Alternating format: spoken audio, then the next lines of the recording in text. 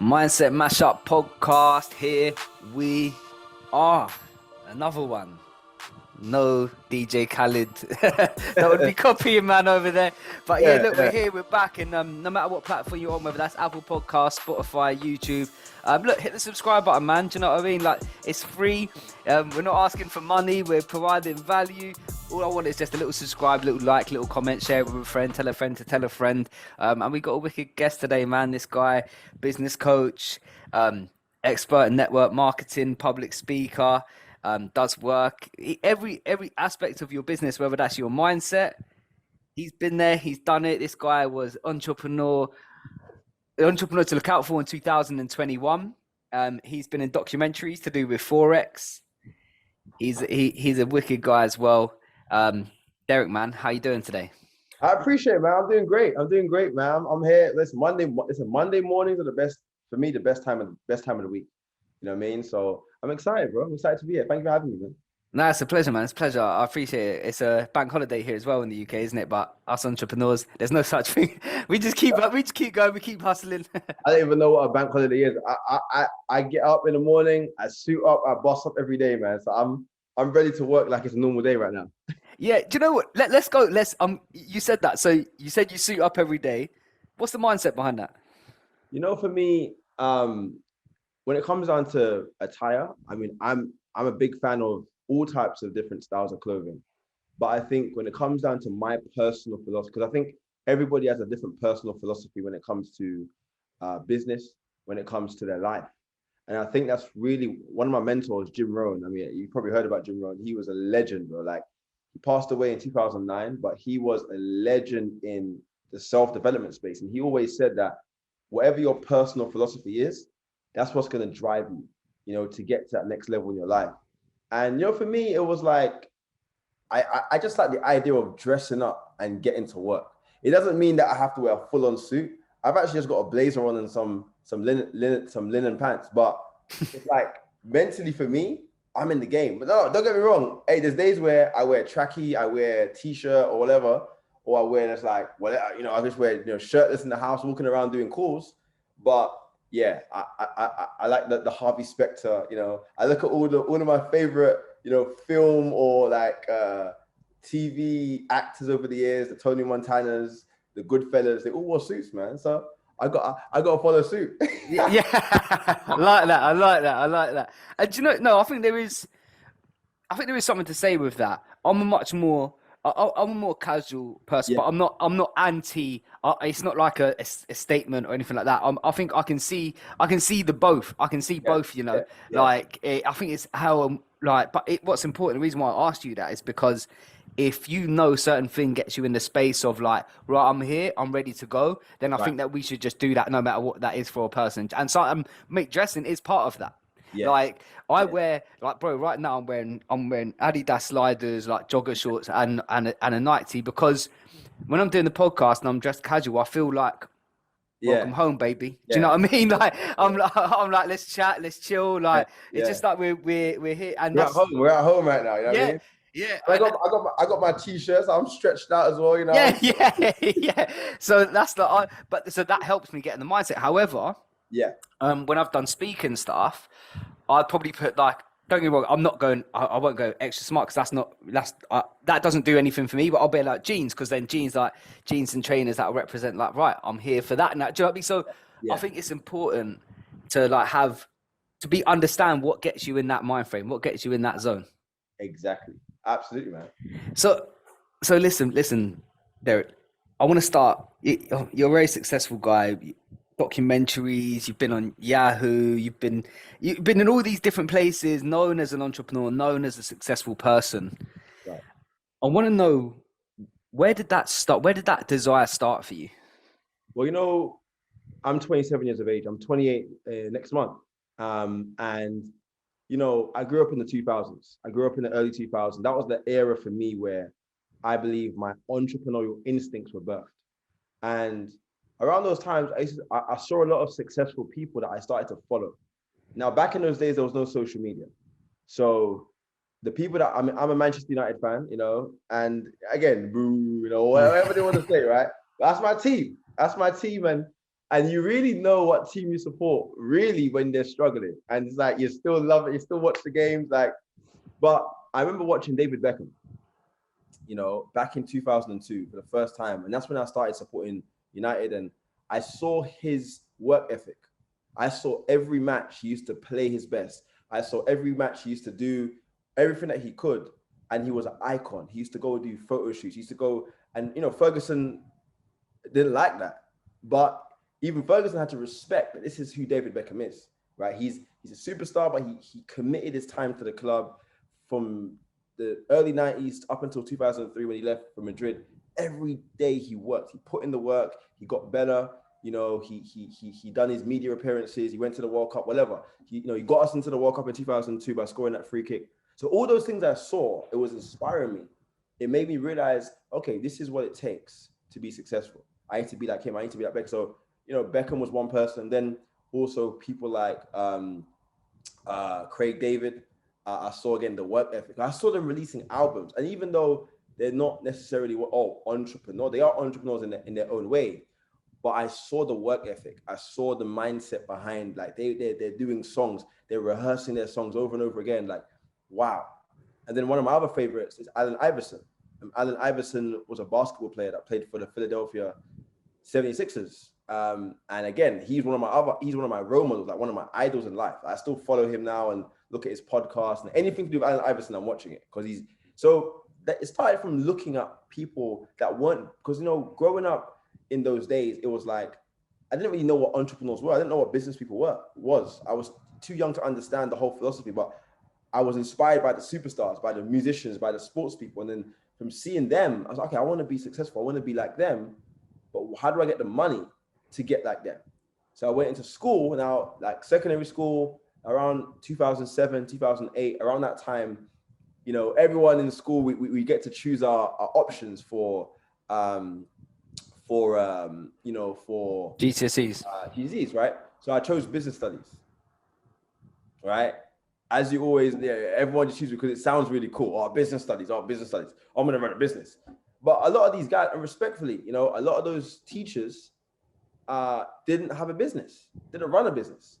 So how am I going to learn from someone that hasn't actually done what the whole narrative is supposed to be? So I was like, okay, but I want to be in business. And even though I was young, I was back in 2008, but I kept on, feeding that desire by being around the right people, which I'll go into a little bit later. And eventually, man, like, after college, went through quite a few challenging things in my life. And then after college, then I started working. And then from the working world, I got involved into entrepreneurship around 2017. 2017. Yeah. But you had a desire. So I can really relate to what you said, by the way, about by being inspired by the work ethic you saw behind the result. And it's interesting. It's interesting that you said that, actually, because I recognize that now. And it's probably not the first time I recognized it, but I mean, being a Man United fan, early 2000s was amazing. Like I'm a Crystal Palace fan, but like but my good friends are Palace fans as well. But United back then, when you had the Becks, that was a good time to watch. Game over. But when you watch, like, because I think we've had this conversation, Derrick. Watching sportsmen, seeing sportsmen as entrepreneurs is a good perspective to have on them, because they do something that I think we don't see in entrepreneurship, which is we see the training, we see the practice, and then we see how that manifests on the pitch. And I think on entrepreneurship, what people are really good at is only showing what the score is, and not seeing what's going on actually in the 90 minutes in that section where we can see. Do you know what I'm saying? Exactly. I like that perspective. When you got into entrepreneurship, when you in early 2017, how did you start? Did you fail at a few things to start with? Did you find something straight away? Like, how was that process? Well, 2016, I was a good friend of mine shared with me. Actually 2014, I was being shown these different companies, and I'm like, nah, man, I'm working, I'm cool, hey, Derrick, you can make, because back then I was called Junior, right? And I was like, yeah, Junior, you can make extra income, you could do this and you could do that. And I was like, okay, it sounds cool, but I want to just work. You know what I mean? I knew that business was my calling, but again, it was almost like that fear factor was there, you know? And they always say that fear, FEAR, is false evidence appearing real. A lot of the time, what people fear hasn't even happened. They're fearing a hypothetical scenario that hasn't even taken place. Yeah. So I was like, nah, I don't know if it's gonna work out for me, but I kept being shown, like, it's like people just kept hammering at me, like LinkedIn. At the time, I had no Instagram at the time. I had just LinkedIn and Facebook, LinkedIn and a little bit of Facebook, nothing much, but mainly LinkedIn. 2016, 2017, I'm again, there's people are showing me, all these different things. And, a gentleman, a good friend of mine, and the only reason why I really joined that business was because I trusted him. And I knew What was the business? it was a trading company, a network marketing trading company. So it's basically a company where they educate you on Forex, on cryptocurrency. But then you also have an affiliate marketing or like a relationship marketing, or they also call it network marketing aspect alongside, where as you accumulate customers and as you accumulate a network and a community, you get paid from that community. Mm-hmm. So I was doing that 2017 for 5 years, from 2017 up until recently. And, that's how I got involved. He showed me it in Starbucks. I was like, okay, cool. Show me the business. That's why I always say, man, be open-minded, man. You never know who you can discover, what you can discover, man. Like, life is too precious. I wouldn't say life is too short. I've stopped saying that now because I think life can be long. Yeah. You can live a long life and a long, prosperous life. And, I don't want to have no regrets when I eventually say my last goodbyes to this world. So I feel life is precious, not long. Sorry, not short. It's long and precious. But even though it's long, it's precious enough for you to, like, it should be precious where you should be like, you know what? Let me just look at this at least. The least I can do is look. So I looked at it and I got involved in 2017, man. And that's how I got in. That's my first business venture. What was you feeling at that time? I'll be honest.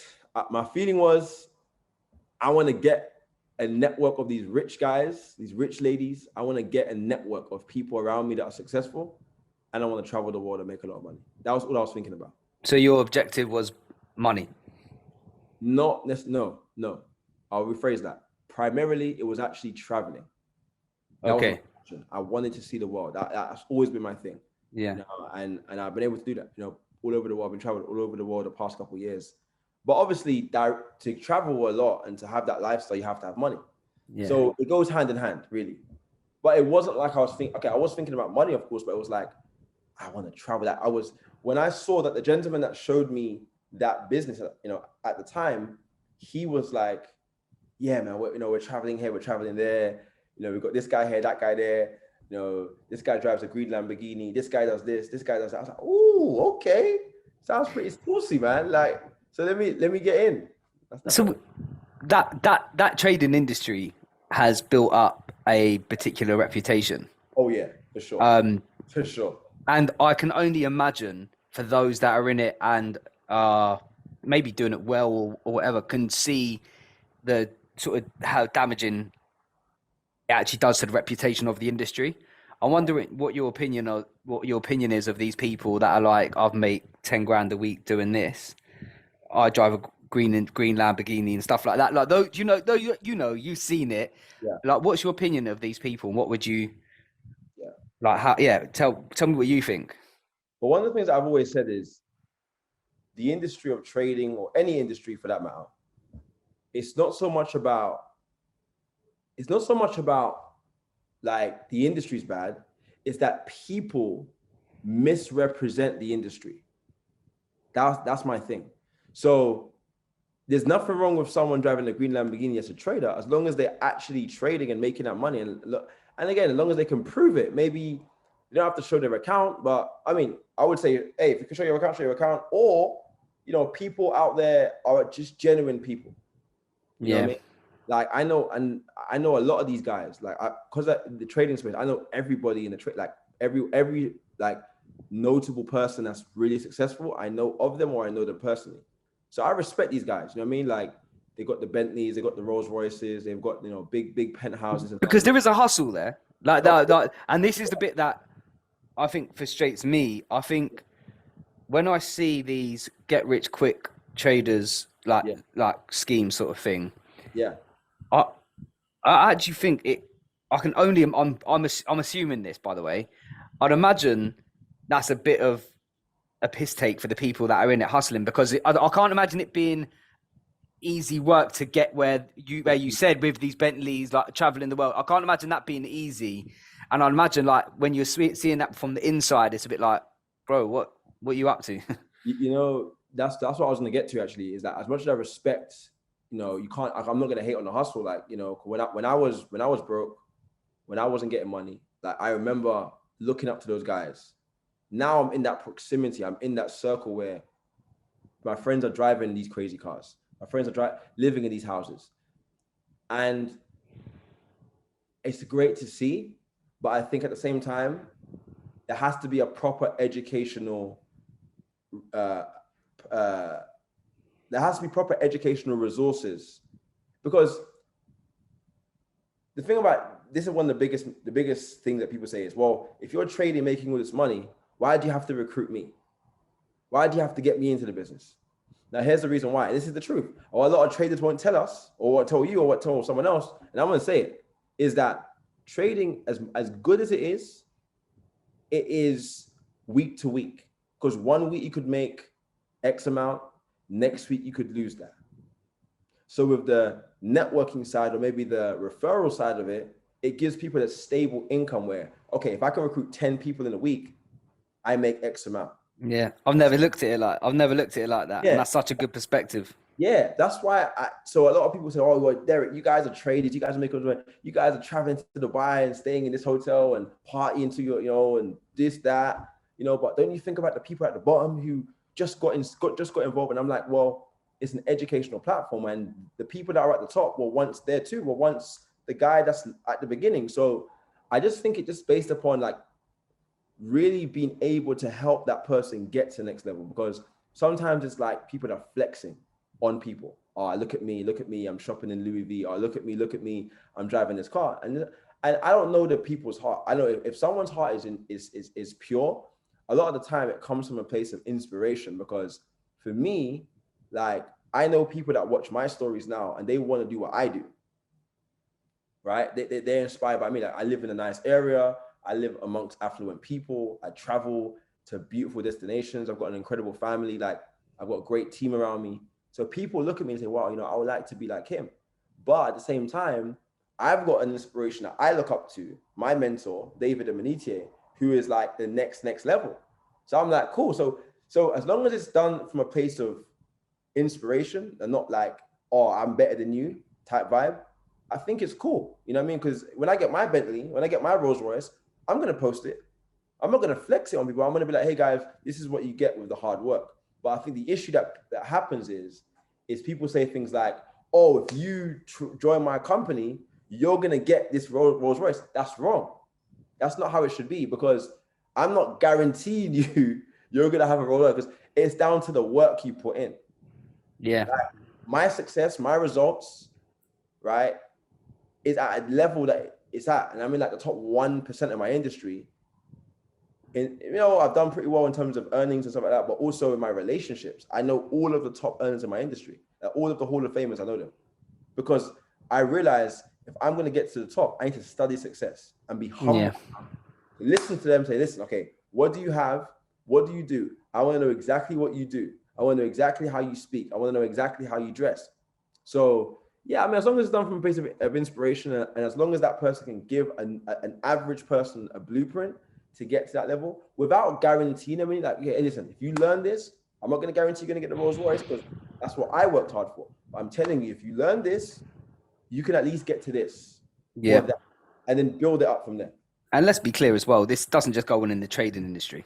Like, I just want to say that, because I don't want to act like I'm just like aiming it towards it. Like this happens in multiple different, I've seen multiple different adverts on the social medias doing exactly the same thing. I just wanted to say that. For sure. So Since we're on the topic of trading, Yeah. how did the documentary come about? Yeah, so it was BBC reached out to me and said, "Hey, listen, we see what you and your missus are doing. We want to get you guys in a documentary to talk about trading." I was like, "Cool, no problem." And I went to some swanky hotel somewhere in London and filmed it, and that was that. What was that like? It was cool, man. It was cool. I mean, I'm not camera shy, man. I'm not shy of anything to do with cameras. I love the limelight, to be honest. I'm not gonna lie and say I don't. Oh no, I don't like limelight. I love it, bro. I love being in the camera. I love being filmed. I love being around outside with people and people to see my accomplishments. I want people to be inspired. That's my main thing because it's not. I want people to actually look at me and say, "Wow, if he can do it, I can do it." So yeah, it was cool. It was cool. So that's your intention, like behind what you do. I want to Like inspire you want people. people. There's Yeah. people that grew up in my area where I grew up in a rough place. I might go into my story a little bit later if you want, if you ask me that question about my background, but I grew up in a rough area in East London.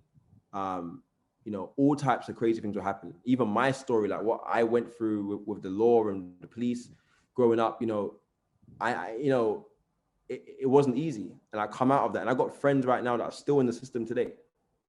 2022, bearing in mind, this is back in the early 2010s that I was involved in all that kind of stuff. And it's, my stories I want to inspire people. I want to inspire the next generation. I'm saying like they can get to that, they can be successful. They can make 6 figures a month. They can, live where I live. They can do what I do. You know what I'm saying? That's kind of like why I do what I do. What was your story? My story. So yeah, I grew up in East London, grew up in Stratford and, young man, again, watching Beckham and watching, MTV or no, back in the days we had the box. I don't know if these youngins can remember that. Yeah, but back in that 03, 04, we had the box. You know what I'm saying? I remember Time that. ago, bro. I remember that. Even before Channel U dropped, the Channel U dropped around like 06, 07, but we had like the box. So I grew up, young kid. My older brother was involved in a lot of stuff, road life. So it was a lot of temptation. I saw a lot of things. I saw a lot of things that took place in that area. And I was just a young kid, man, just trying to make it make sense, trying to find out, okay, how do I, maneuver? How do I get the latest trainers? Or I grew up in an area where my mom done her very best. My mom was done her very best for me, but she could only do so much. She was a single mom raising two boys. I was obviously, my brother was much older than me, but it was tough, man. And I give her all the respect. I give her flowers because that woman, my mom, she's my hero. I mean, she made me realize what it is to be a soldier in life.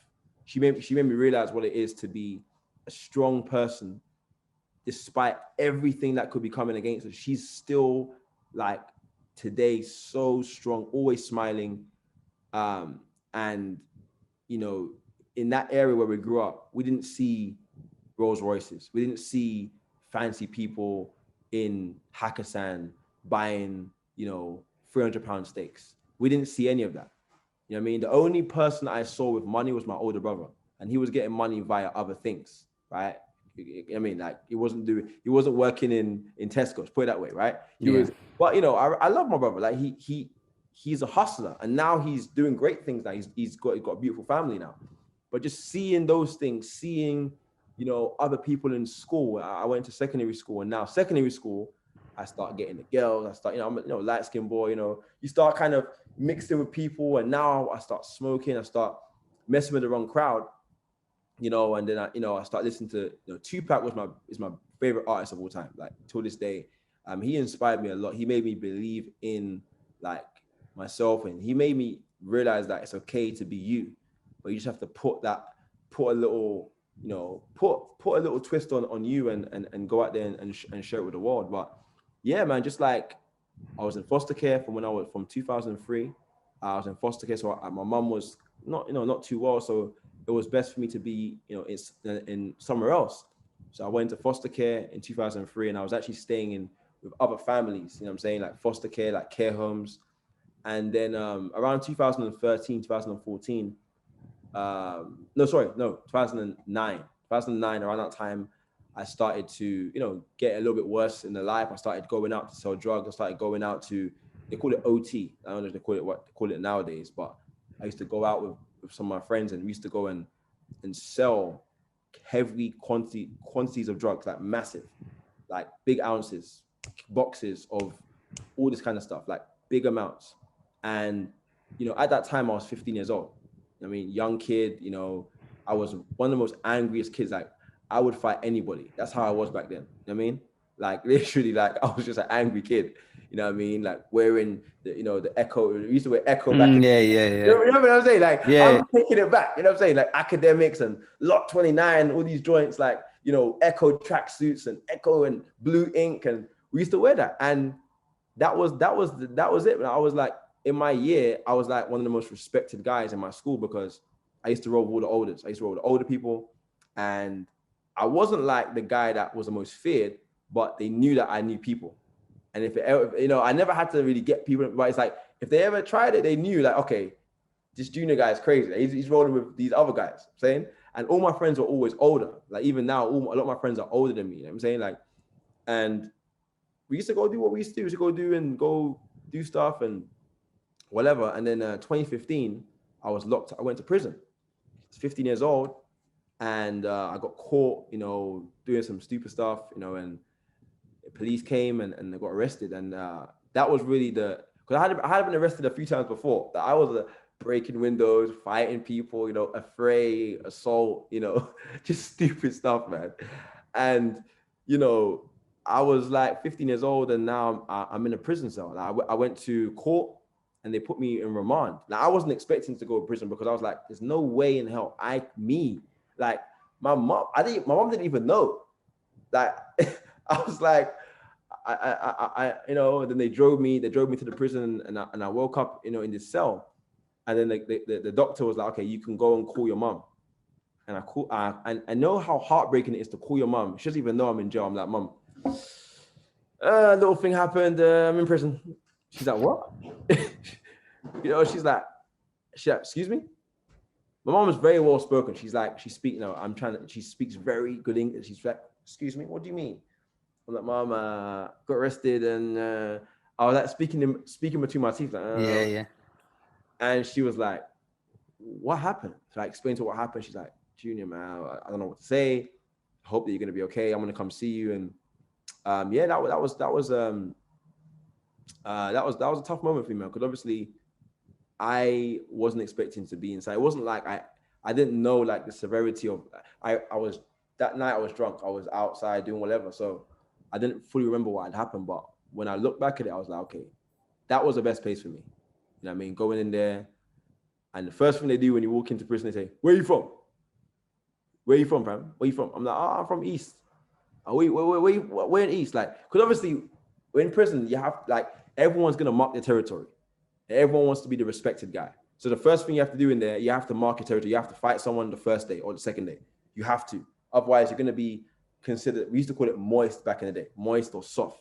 So you have to go in there, do what you gotta do, whatever, right? So, but I was a cool guy. I was not like, I wasn't like the kind of guy that's rowdy, but I was like, even though I was small and really skinny back then, like people knew, okay, this guy looks kind of mad. So I was like, but it was cool, man. I was like, that was the best thing to happen to me, man. Because if I didn't go into prison then, I don't know what would have happened later on, man. Because I was getting worse and worse. And do you think that drove you? Do you think that breeded a new sort of motivation to change? 100%. 15 years old kid. I was the first, and when I went to prison, all my friends. I was still in school. I was still in secondary school, bro. I was literally in year 10 when I went to prison. So I'm in year 10, and everyone's hearing about it. I don't know how they heard about it, but everyone heard about it. Well, obviously, people hear about it because my friends were connected to my school. Because a lot of my friends that went to that school, they got excluded from that school.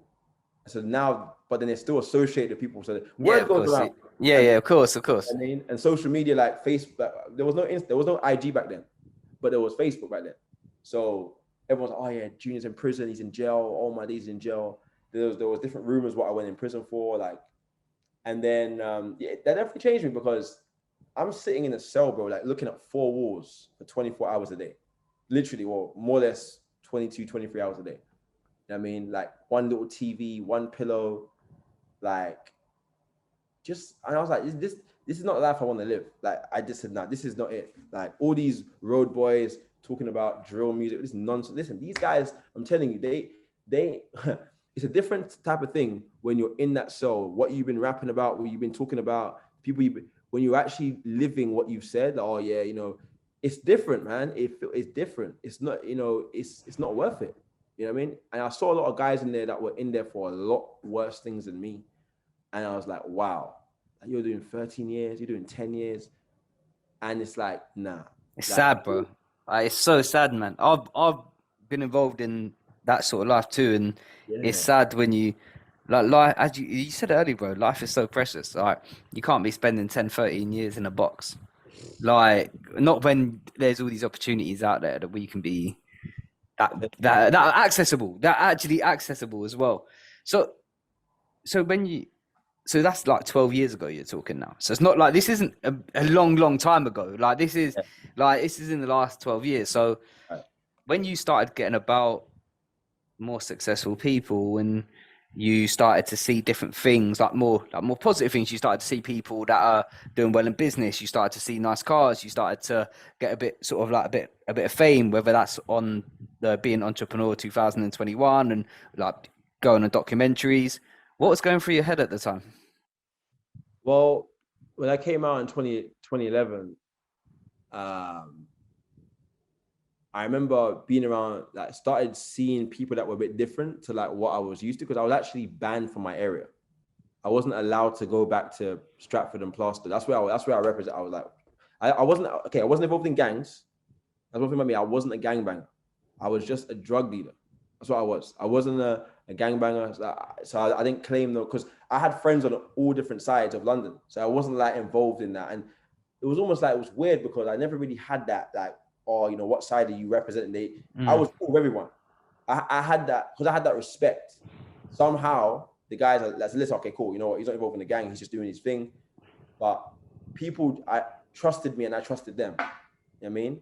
Because it was messy where it was like certain guys could have found out, okay, he's doing business with this person, and then that other guy didn't like that person. Because I had like 3 groups of friends. They were all connected differently, but like they were connected, but not like together. So I understand. One group of friends for like my enjoyment life, one group of friends for the money making, and one group of friends for just like other type of stuff, right? So coming out, I started seeing people that were more successful. Because I was banned from my area, I wasn't allowed to go back for a while. I was on license. So during that time, I was in Barking, right? Now I love Barking. And when I go back to Barking, I get shivers, man, because that place changed my life. Because now I started seeing people that were different, and then I started going to church. I started praying. And that's when my life changed, because now I started seeing a whole different perspective. I'm used to being in the trap. I'm used to being I'm from the streets, bro. I'm from the gutter, bro. Like, I'm literally from the gutter. Like, I'm literally from the tower blocks where I was in. Like, it was the grimiest places in the world. From there to now rolling with church people, like good, like people that, and I had trust issues, bro. I'm like, no, I'm not used to this, because like there's people like growing up in those areas, it's different. It's like you look, bro, out looking behind your back. Like, I mean, like some of my friends got shot, died, mistaken identity. That's how crazy it was in my area. I mean, one of my boys, Sammy, wasn't like my friend, but he was like connected to my friends, and he got shot in 2010, got shot in the back, and it wasn't even him that done the crime. And it was like, wow. So I was always looking behind my back. Always, I was always like paranoid, thinking that someone from the past will pop up on me. So going to church, that changed my life, because now I started seeing people that were successful, not so much financially as much, but they were successful in family. They had kids. They were married. No one in my family that I'm close to is married. Like in my immediate family is married, has been married or is married. So obviously, you know what I mean? Like, that new to you. Yeah, it's like, it's different. So I started seeing these church people, like, or just people in general, just like, and then I started working.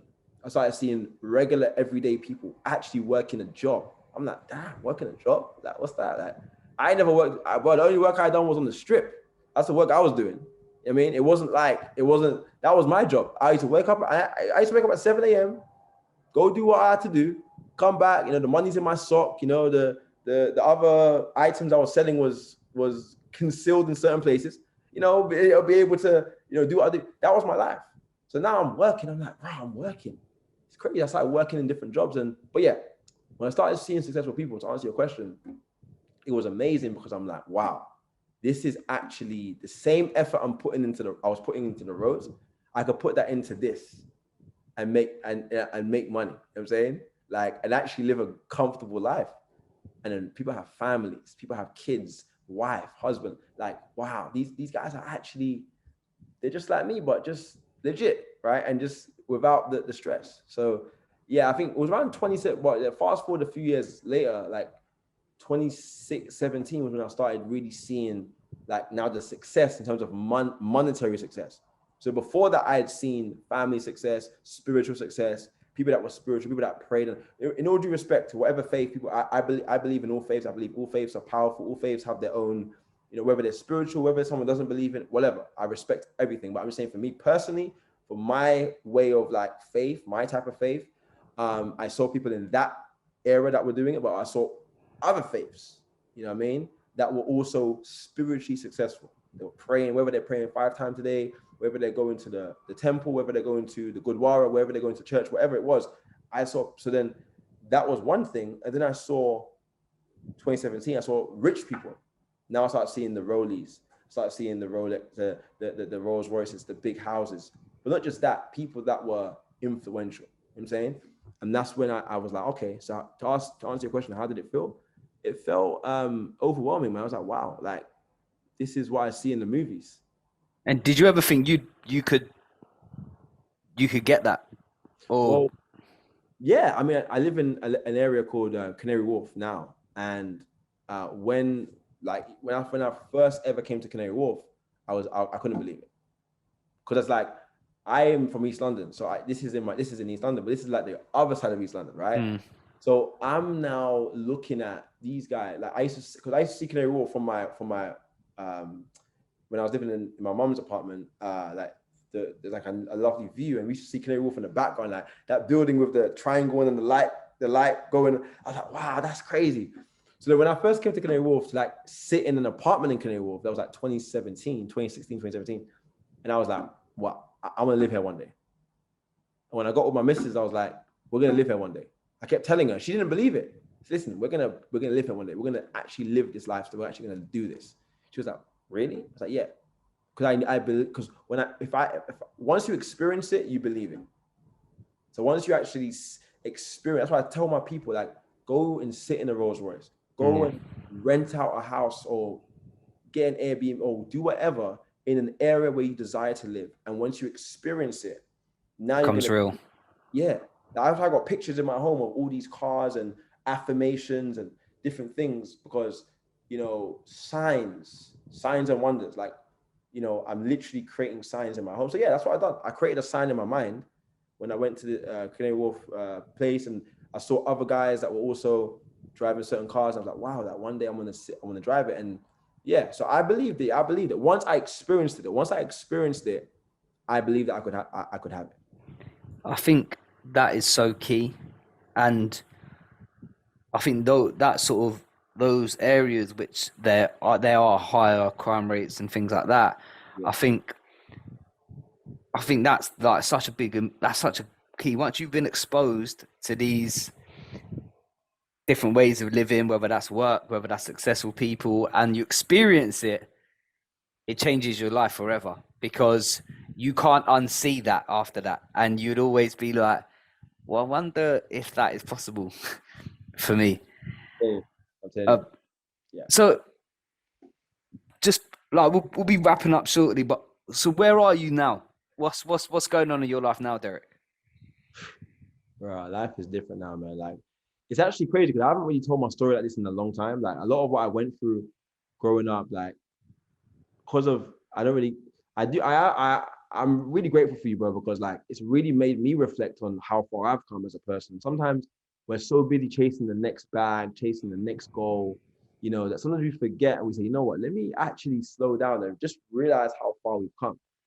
You know, it's like that song by Meek Mill, or Look How Far We've Come, the Maybach Curtains. It's that those lyrics resonate with people. It's like, this whole life I live today was a dream years ago. When I was sitting in prison, I was like talking to my brother on the phone, and we were just talking about like where I'm gonna be like 10, 15 years from now. And it's crazy like how everything has changed, like full circle. A lot of, like, so crazy. A lot of my friends I grew up with, some of them are still in my life today. Some of them like have changed as well. Some of them are like transformed characters, and life is crazy, man. Life is amazing, bro. Like, travel the world now. I travel all over the world. I got a beautiful, beautiful fiance who's, without her, I wouldn't be who I am today. Like, I always say to guys, like, find a good woman that you can really build with. Because all these guys out here for the streets, you know, finessing women, or like using women for one thing, or like, you know, it limits your people's productivity. As a man, it limits your productivity. I know we've got the Andrew Tates of the world, and we've got these other guys that talk about you can have 25 women at one time. Da, da, da. I believe that whatever the man does is whatever the man does. But I just believe if a man has one woman that he can say, you know, this is my queen, someone that I'm building with, that's what I think is, before anything else, is a crucial thing. It's grounding. It's grounding. Obviously, I grew up in an area where I was always around women all the time. You know what I'm saying? I was always around women all the time. You know what I'm saying? And it's like, you know, having a queen, having someone that you can relate with, you know what I'm saying? It's, take care, guys. Season. We'll catch up. Thank you.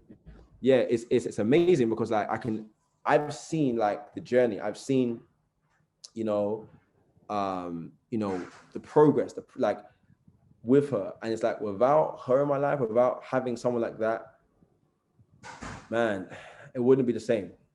Because like, a good woman around you can actually help you grow. And she challenges me in a way where she's intelligent, she's intellectual, she's able to like get the best out of me. She knows what makes me tick, and she knows how to inspire me, how to like make me like, okay, let's go after this, you know. She's a biggest supporter of me, and it's a blessing. So yeah, I've got a beautiful fiance, travel the world today.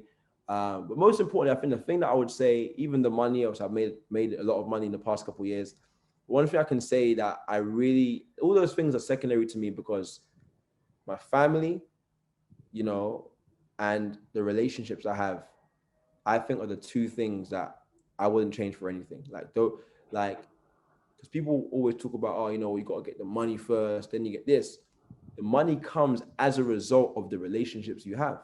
So the relationships I've built have now put me in a position where, when I get that Rolls Royce, or I get that 10, 15 bedroom mansion, it's not going to be a surprise for me, because I know that I've put myself in the rooms in the right.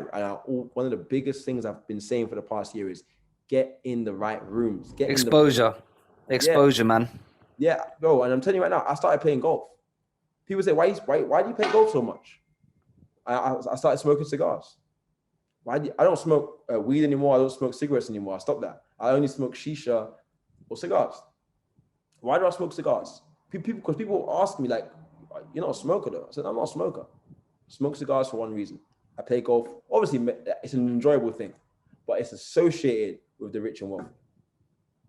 So I know that if I can start smoking cigars, so I go to Harrods now, and in Harrods, it's like a little cigar lounge. And I go in that cigar lounge, and I smoke cigars. And you chat with people, and people in the cigar lounge are rich and wealthy. I'm not all of them are rich and wealthy, but they have a certain mentality. They're all older than me. They're smarter than me, and I'm getting in the right rooms. Whether it's in the I was on the golf course yesterday. One of my good friends, he's an incredible friend of mine. Someone that we're gonna launch a big project together. Mr. Moses, I call him. He's a massive real estate developer. He's a multi-millionaire in real estate.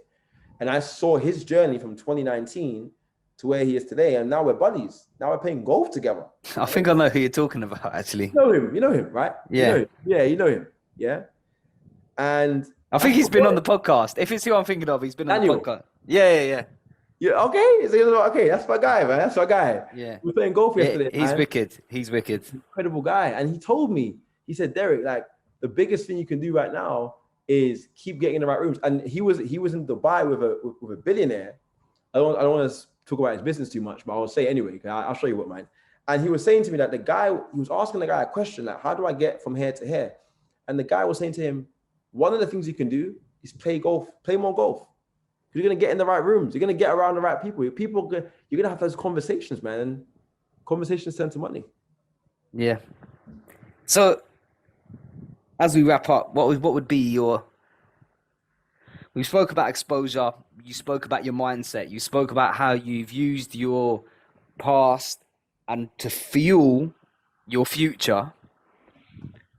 What else would you say what would be your last message to the entrepreneurs out there at the moment? Man, I'm going to say it again, like, I can't help but saying it again, is get around the right people, man. Get in the right rooms. That's the biggest thing, because your associations determine your destination. That's nice. Ooh, I just say that again. Just say that again. That right now, man. That's a quote. Your associations determine your destination. Yeah, that's nice. Because whoever they're around, man, if you're around the wrong people, it doesn't matter how good you are. One bad apple spoils the bunch. And I know that we hear it so much, it sounds so cliche, but if you put one rotten apple in the midst of even 10 clean, crisp apples over 5 to 6 days, all those apples will rot. It will spread. It's the same. You know what I mean? And I don't have people around me there's certain people that have been in my life for a season, they exit my life, or people enter my life for a season. And I'm always monitoring that, because I feel like people, your associations, and sometimes not everyone's around you for the right reasons. Some people are in your life to get information from you and dip. And as a leader, especially in the industry that I'm in, I have to accept that it's part of the game. People are going to come in, and because of maybe so-called fame that I have, or I'm quite popular now in my field and in business, so that people are, I can go to Derrick and get some information from him. But I just want genuine people around me. And that's why I always say, like, your associations, whoever you're around, man, whoever you're on the phone to, that's what I advise any entrepreneur right now, like, take it seriously, man. Like, whoever you're around, whoever you're associating with, make sure that they're the right people. And the best thing about it as well is that you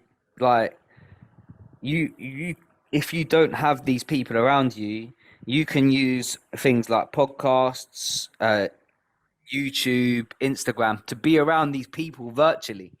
So, like, because you don't need to have these people straight away, you can have access to them via platforms like this, like your Instagram, which we'll plug in a minute, like all these different places. And I think it's so important for entrepreneurs to realize that, and I went through very similar things to what you were talking about earlier, Derrick. And the reason why I started this podcast is to get around these people, is to get around and open my mind and learn.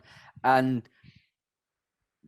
the results have been crazy. Like, the results have been really cool. Like, top 200 podcast in the UK. Like, it's crazy. But I don't want to say it was accidental, but I definitely wasn't like aiming like to do that. But because I've been around like lots of people like yourself, I've had different conversations, I've learned new things, and then like the business is doing well off the back of that. Like, there's just so many things opening up. But it didn't start with a podcast. It started from listening to podcasts. It started from listening to those motivational videos, reading those quotes on motivational pages. Like, so although my circle didn't immediately change around me straight away, I was still in the same rooms in my headphones while doing what I needed to do. And then that started changing the results. So you can have a network of people without knowing the people that you need to know, but you can start by doing these little things. And that's where I think people go wrong. They're like, how do I get around these people? You don't straight away. You just need to get around what they're saying, which is really accessible nowadays, and you have no excuse, and then just start building off that. People don't understand, Jay, George, what you're saying right now is so powerful. A lot of my mentors today are not even alive anymore. Yeah. Like Jim Rohn, that's one of my top 5 mentors of all time. He is a absolute beast. Like, guys, if you're not following Jim Rohn or listening to Jim Rohn, go on YouTube and listen to Jim Rohn. He passed away in 2009. I never met him, never spoke to him once, but every time he speaks on YouTube, he's speaking to me directly. Another one of my Yeah. mentors, Mark Yarnell, passed away in 2016. Great network marketing mentor. I mean, so many of them. So that's so true. Like before, even my mentor, David Amanitier, without date, like when I first met David, I saw him at one time. We just connected, that was it. But then I kept listening to his audio, and now David's my mentor. Now he's my coach, he's my brother, he's my friend, my brother. Like we talk all the time. And now we have a personal relationship, but that's because I took the virtual mentorship seriously.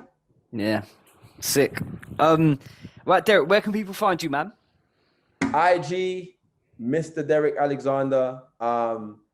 That's really the main platform. I mean, on Facebook, it's Junior Alexander. That's my previous name. I'm trying to create a whole new Facebook. I don't know. I'll see. But Derrick Alexander, Mr. Derrick Alexander on Instagram, and obviously my TikTok is gonna be launched soon. I'm finally getting onto the TikTok game. I feel like I can do that and run a little something on TikTok as well. I know it's massive right now, so that's where you guys can find me. YouTube as well, Derrick Alexander on YouTube. I got some fire content coming, so I'll tag the YouTube in. I'll put it in the description. Listen, people, if you're still here, subscribe, like, comment, tell a friend to tell a friend, get amongst this virtual mentorship. And for now, God bless you. Let's go. Thank you so much, bro.